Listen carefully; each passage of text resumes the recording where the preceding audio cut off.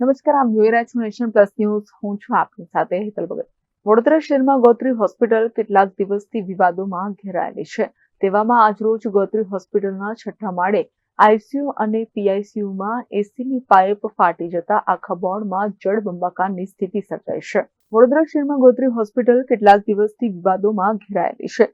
તેવામાં આજરોજ ગોત્રી હોસ્પિટલના 6થા માળે આઈસીયુ વિભાગમાં એસીની પાઇપ ફાટી જતા આખા વોર્ડમાં જળબંબાકારની સ્થિતિ સર્જાઈ છે. પણ મહત્વની વાત એ છે કે આ વિભાગમાં બધા સિરિયસ પેશન્ટ હોય છે, પરંતુ આ ઘટનાને લઈને ડોક્ટરો તો હેરાન થઈ રહ્યા છે, પરંતુ મરીજો પણ પાણીમાં રહેવા મજબૂર બન્યા છે. અહીંયા દર્દીઓ ઇલાજ માટે આવતા હોય છે, પરંતુ જો કોઈનો પગ લપસે અને પડે તો તેની જવાબદારી કોની રહેશે? આટલી ગંભીર બેદરકારી ગોત્રી હોસ્પિટલમાં જોવા મળી રહી છે.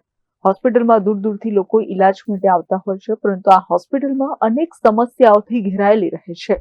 પરંતુ અહીંયા અધિકારીઓને ખાલી પગાર જ લેવો છે, કામ કરવામાં કોઈ જ રસ નથી તેવું લાગી રહ્યું છે. જેને લઈને હવે આરોગ્ય વિભાગ તેના પર ધ્યાન આપે તો જ આ તંત્ર સુધરશે તેવું લોકમુખે ચર્ચાઈ રહ્યું છે. કેમેરામેન નવનીત પ્રણય સાથે Chirag Patel, nation plus news, Vadodara.